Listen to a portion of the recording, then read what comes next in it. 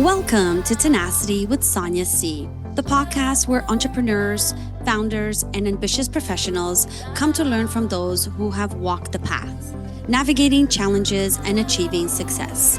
Whether it's thriving in business, pivoting, scaling for growth, fundraising, or finding work-life balance, dealing with loneliness, adversity, or overcoming personal struggles. Our guests share the insights and strategies that have empowered them to level up. I'm your host, Sonia, and let's get started.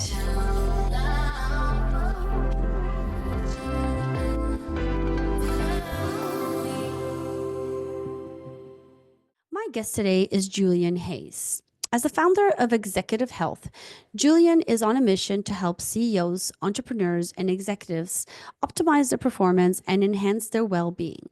With a unique approach that blends data-driven strategies with personalized wellness management, he believes that thriving in business shouldn't come at the expense of our health. In this episode, we'll explore the importance of aligning physical and mental health, how to prevent burnout, and actionable habits that can help entrepreneurs avoid the pitfall of high-pressure environments. Hi, Julian. Welcome to the show. How are you today? I'm doing super fantastic. Thank you so much for having me. Looking forward to this conversation. So, can you tell us a bit about yourself and how you went from being an inspiring doctor to starting an executive health company?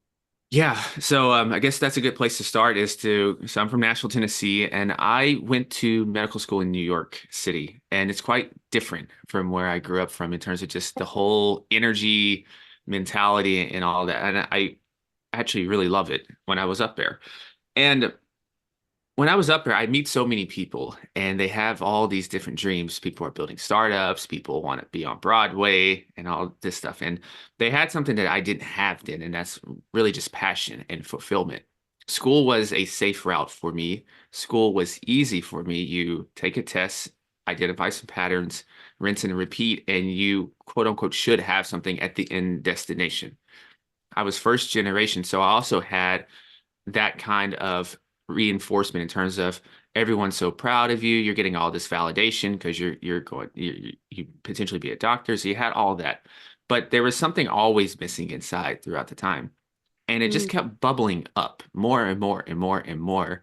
And so I completed the first year. I came back home for a little bit, and I just decided that I'm just not going to go back because I didn't want to be one of those older people who have regret. And I think that's one of the worst poisons that we can have is just regret of I should have did this, et cetera, and et cetera. And I did want that. I could always go back if I needed to. So I didn't go back. I didn't get the support then. Obviously, people thought I was crazy. I didn't even really know about entrepreneurship or none of that. I just knew that I wasn't going to go there. So I just started personal training again. I took a side job at a call center, which is quite the drop off. You go from medical school, everyone's proud of you, to now people are saying some not so nice things at times about what you're doing with your life now. And over the course of time, you start with personal training, you start with nutrition. I get interested in just transforming my own health and learning about different things still from school. And you start piecing some things together. I go to a dinner and guys are asking what I'm doing, and I tell them and everything. And I had a different company name then. And they're like, this sounds like executive health. And I was like, okay, I'm going to change it. And on the surface, you can see executive health and you're going to think executives, entrepreneurs, and that kind of thing. But really, there's a deeper meaning for me, and it's about being the CEO of your health and life. So when I changed this, I had two meanings, and that's kind of where I went from there. So, the concept of private health and longevity management is intriguing. Can you walk us through what this entails and how it differs from traditional approaches to healthcare and wellness? Yeah, so I always liked the wealth management world and just hearing how people talk about asset allocation, asset management, everything. And I was thinking, why don't we really do this with our health? And so I thought, one, this is kind of lingo that people can understand who need this type of thing. But on the second hand, it was kind of interesting to me. And so when we think about our health is our most valuable asset, and we have different branches of our health that can be managed, ranging from cardiovascular health, ranging from body composition, ranging from different immune systems and brain health and brain functioning. So we have all those different areas. And that's kind of how I look at this. It's an entire system, and each has its different compartments, but they all feed into each other. And so when you are constructing a health plan with someone, or even just looking at your health for yourself, look at this like a portfolio of different assets that you're allocating toward. Some of us are going to be stronger in others compared Right. to other areas.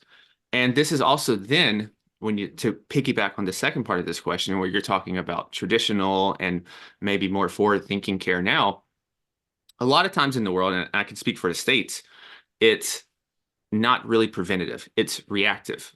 So we don't necessarily get the best care until we actually get sick. And it shows that we need it. We have to manifest a symptom or issue before we can get all the resources for it. Yeah. Whereas in my head, it doesn't make sense. Why don't we try to think ahead? We do this in business, we do this in a lot of other endeavors, but not societally with our health. So there's different tests. For example, you can say, let's use a genetic testing.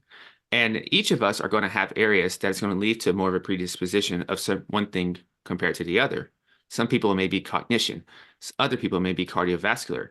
But if we have this thing, now we can start tailoring our lifestyle, our nutrition, our training, all this for that thing to say, hey, there's no absolutes, but what's going to give us the highest likelihood of still continuing to thrive 30, 40, 50 years?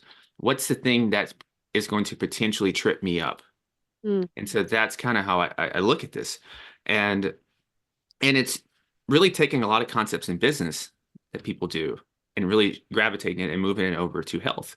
Because a lot of times the things that made people successful as an entrepreneur easily would make them successful with their health once Yeah. you piece those two things together.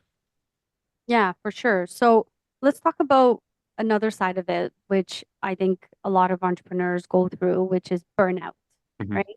So it's prevalent. It's a prevalent issue among high achieving professionals.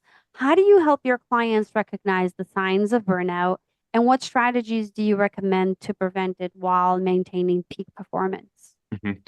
Yeah, so when we're thinking about burnout, usually one is to recognize it, because burnout's going to be, it can be many things to each of us in terms of how it looks, how it's going to happen. I Mm, think sometimes with burnout, we think of it as a physical burnout.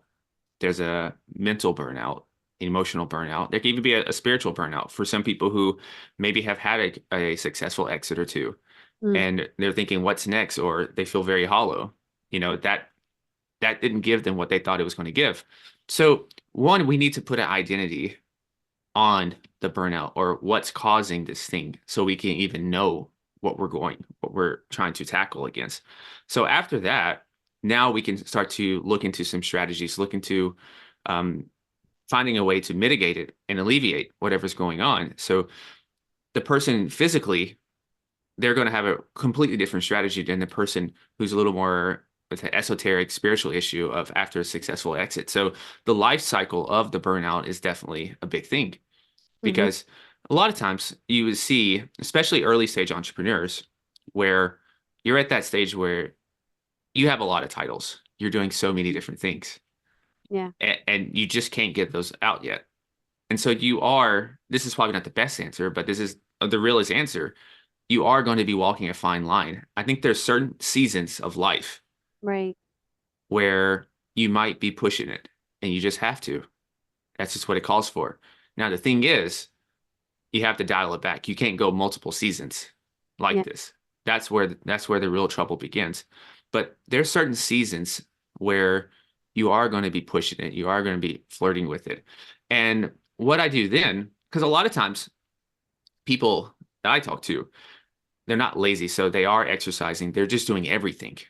So hmm, so when I look at this, I'm thinking, okay, if we're putting everything into business mode right now, really pushing it for this season, what are some other areas in life that we can dial it back a little bit?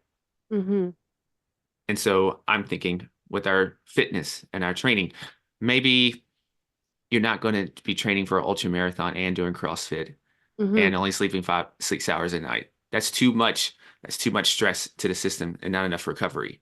So yeah, maybe we're going to dial this training back while we're doing this. And then when the seasons change a little bit, then maybe we can maneuver and bring some more things back. So Yeah. that's one thing is not necessarily balance I'm looking for, but more so integration and making sure everything is still seamlessly going to connect with each other.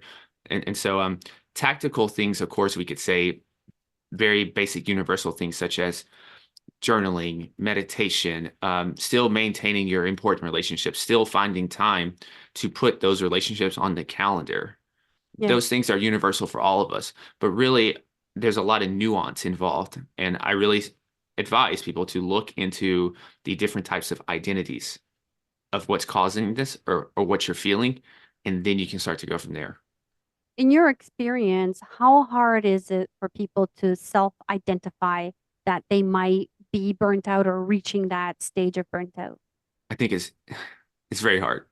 Is It's it? very I think so because even for myself, um, unless there's an event that happens, Mm, this is just a way of life. And yeah. I think as entrepreneurs, we're very good at just muddling along. It's just a way of life. It's almost like a badge of honor to a certain extent. It's just like how much can I take on? How Yeah. much can I handle? How much can I endure and Yeah. just keep going? And so I think it's really hard for people like us because we think it's just part of growing the business. It's just part of growing the team. And it's hard to just separate ourselves. It's hard for us to take our feelings Mm-hmm. and put those in the forefront because we're usually so serving and giving and, Yeah. and creating. So for us, it's definitely it's good to have a somebody looking on, whether that's a mentor, whether that's an accountability group, or even just your spouse and partner. That will be helpful just to have a check-in. Yeah.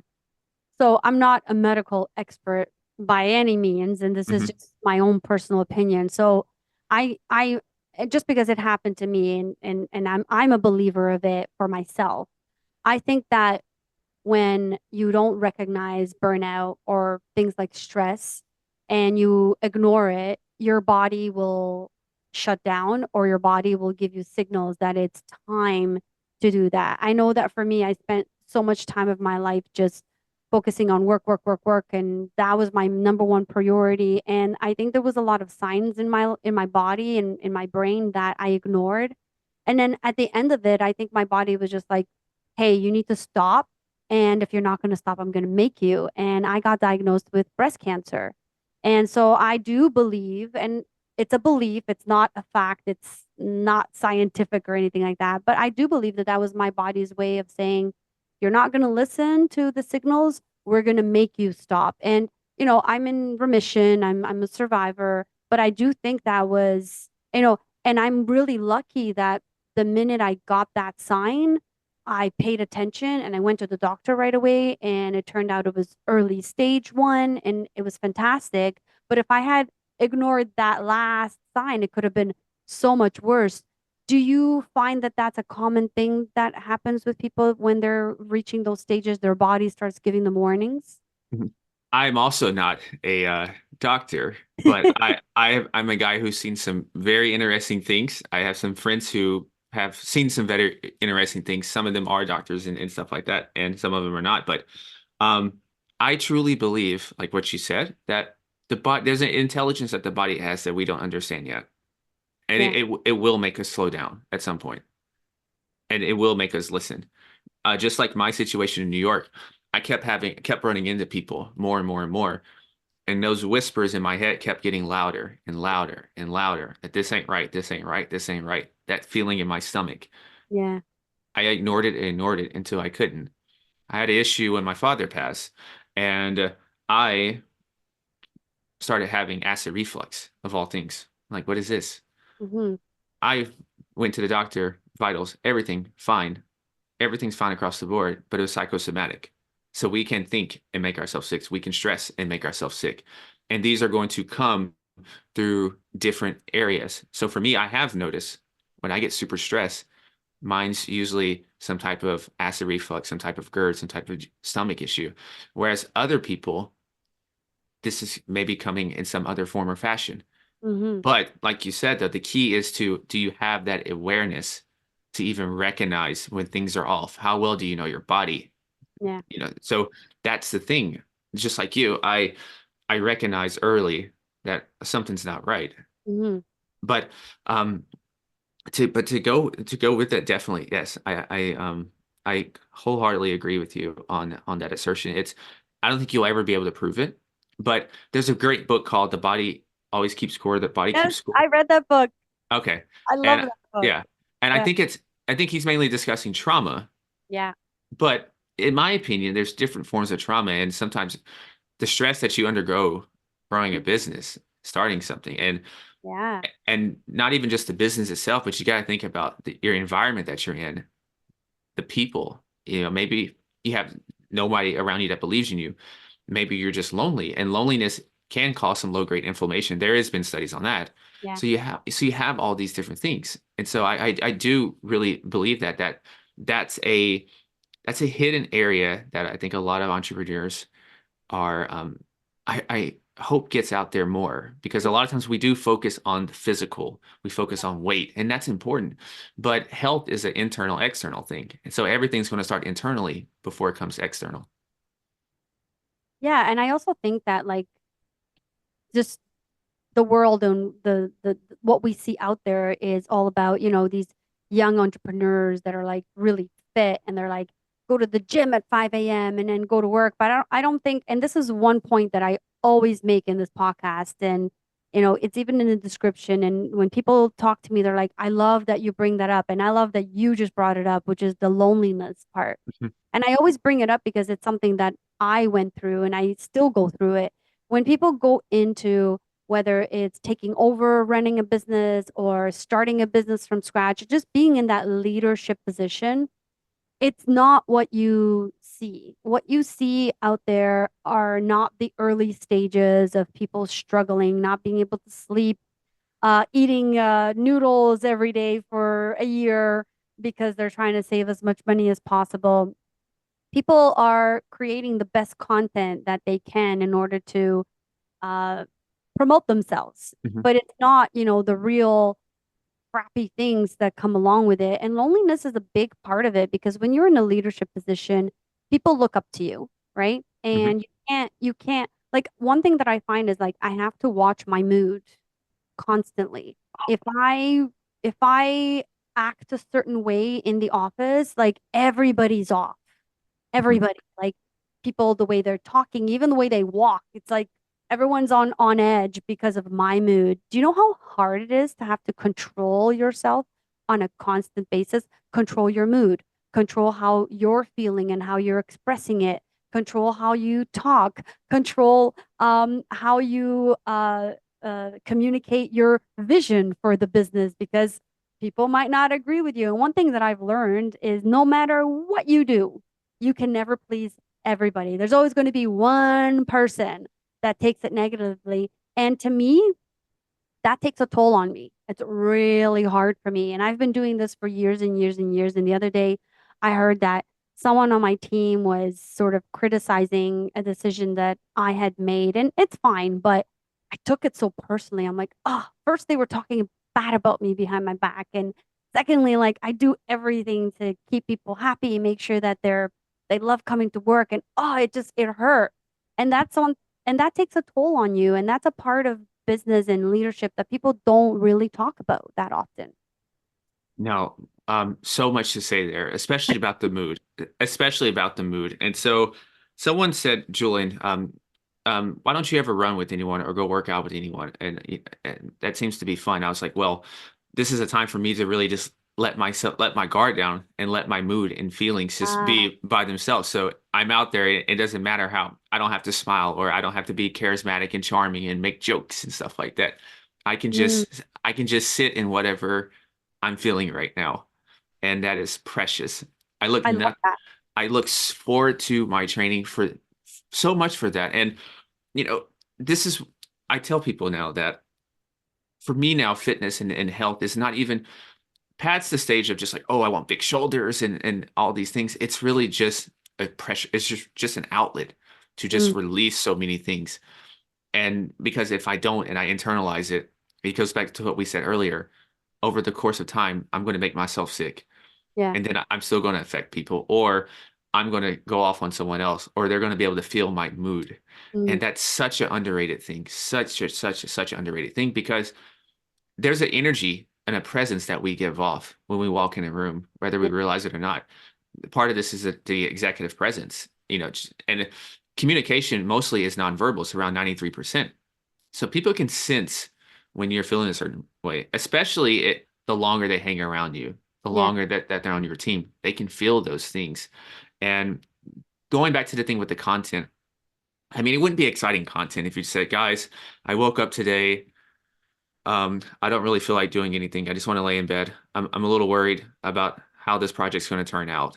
Um, there you go. That's my video clip. That's not exciting. That's not exciting. no, it's really not. Yeah. But a lot of us, that's a lot of times that's how we feel. We're excited, but we're also scared and nervous because there's a lot on the line. We risk a lot of things. We took a big chance. Some people they left their corporate job and now they took their 401k, their savings, and they're betting on themselves. That's a scary thing.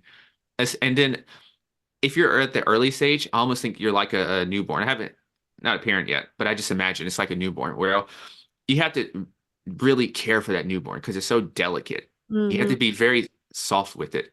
And I think this is how it is early in the business as well, where one little comment or some things can just really throw you off because you're not just really solidified and feel strong with your business yet. Of course, you believe in it, but you're still very in this vulnerable state. Yeah, And we wouldn't see that on content and social media. That's not exciting. We yeah, don't, going to sports, I'm a basketball fan. We see slam dunks and three pointers, but no one ever said, when I played basketball, they showed the highlights, the and one plays. They didn't show, oh man, look at this great defensive slide. Look how he helped on defense. That's not highlight worthy. We want to see highlights. And so we see what's in the light. We never see what's in the dark.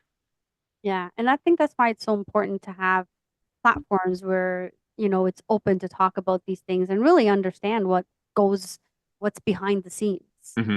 So before we run out of time, a couple other questions I have for you, and this Hmm. one is one I really want to touch on. Given that the distinction between physical and mental health, what Hmm. challenges arise when someone is physically healthy but lack mental well-being? How do you integrate strategies to address both aspects of health in your work with clients to ensure they achieve holistic well-being, Hmm. so physical and mental? I love that question because that just described me. That just described me. So I've been physically gifted, athletic wise, and everything, and just have always at that. But my mentor really opened my eyes to this. He's like, Julian, you spend a lot of time in the physical gym, and but you spend very little time in the mental and spiritual gym. And so he's like, you're physically strong, but you're not mentally as strong. Not even close. He said mentally weaker, but I was going to be nice since I'm on a podcast. And that really made me think that, even a lot of times we would see these very talented people, but they just wither at the first sign of pressure. They Hmm. don't have, no, they don't have the tenacity. They don't have the grit. Yeah, And that was kind of me. You didn't have that toughness to endure it, that mental capacity, that growth mindset. So to answer this is basically what I did for myself is I had to really pause and reframe and set aside dedicated time to work on my mindset. And it's not just reading books. And if I do read books and listen to books, I have to implement what it says. I have to do some of the things it says. Maybe not everything in the book, but pick something out. So, yeah, like if I listen to the book Mindset by Quill Dweck, I'm going to force myself to look at everything with a growth mindset throughout the day. If something comes up that I don't like, instead of calling it a problem or a challenge, I'm going to say this is an opportunity. yeah, And very little small things like that over time started to rewire my brain. I'm going to visualize throughout the day. I'm going to meditate or just catch my breath and check in with myself and yeah, work on these things. And over time, a couple of those practices, it started to help match up. But because a lot of times I existed too much in just this physical world, and that was my thing. But my mindset was very faulty. And mm, so I had to, and so that's what I really had to address. So things such as my language. how am I talking to myself? Am I speaking life and prosperity and goodness into myself, or am I downing myself, saying, "Oh, you don't do this"? And a lot of times people can joke with themselves and say, "Oh, I'm just not good at this thing like that." But a lot of times, if you keep affirming these kind of things, I Mm. truly believe in this. If you keep affirming things, even if you're joking, I think you eventually become those things. So if you say, "This is so stressful, this is so hard," I think that's what it's going to become. It's going to become a self-fulfilling prophecy. So in this case, when we're looking at the aligning the physical with the mental, it's very basic things initially. It's watching how we're talking to ourselves. How are we treating ourselves? Because that's the most important relationships. Because a lot of times we would do a lot of things for other people than we would for ourselves. Yeah. We would say a lot of things to ourselves that we would never, ever say to anyone else. So Yeah. I would start there. And I mean, that's what I did personally for myself is to really work on the relationship with Julian because I was always so hard on myself Yeah. on every little thing. Even if it was good to everyone else, I was always comparing, saying, "Oh, well, this person ran 50 miles. Even if I did like 40, that's still not good enough." And Mhm. so so you never got to see any acknowledgement for Yeah. any good that you did. Your approach to health and longevity management is described as data driven and precise. Mhm. Could you elaborate on the role of data and technology in optimizing health outcomes for individuals, specifically in high pressure environments? Mhm. Yeah, so there's two reasons for this. Number one is even though we're adults, I think we're still like kids. Hmm. So if I tell someone, and a lot of times entrepreneurs we're a little type A, we're a little stubborn, and that's beneficial for the most part. So if I tell them, "Hey, don't drink this wine right before bed. Hey, don't do this, don't do that." And they're like, "Yeah, whatever." Just like a kid, they told me don't touch the stove. I touched the stove, it burned my hand. I learned my lesson. And here, data is a great third-party source that has no biases. It has no, it doesn't care. Hmm. And so now you have something to see. And a lot of us, we're numbers driven. We can gamify it, but we also can have this awareness now to know that what we're doing. Because it's Hmm. kind of hard to see how your body's operating internally. Yeah. Because from the exterior, you're like, well, I look fine. I feel good. I'm working and everything. But you can have so many things going on inside that you just don't know. So this is a great way to give us awareness, also to set us some accountability and also to provide some motivation, some inspiration to gamify things. And also, you mentioned the precise aspect of it. When you have your data, you can move faster now. So this is why at the beginning I always say slow down. Let's take in a bunch of data. Let's do some couple assessments. Let's do some tests. Let's essentially let's audit your health and see where you stand. And then let's formulate a strategy. And now we can go faster. So Hmm. you're efficient and you're more effective and you're reducing bandwidth that you're applying to your health and fitness, wondering, guessing, and now you're having this extra bandwidth that you can apply back to your personal life or more to your business.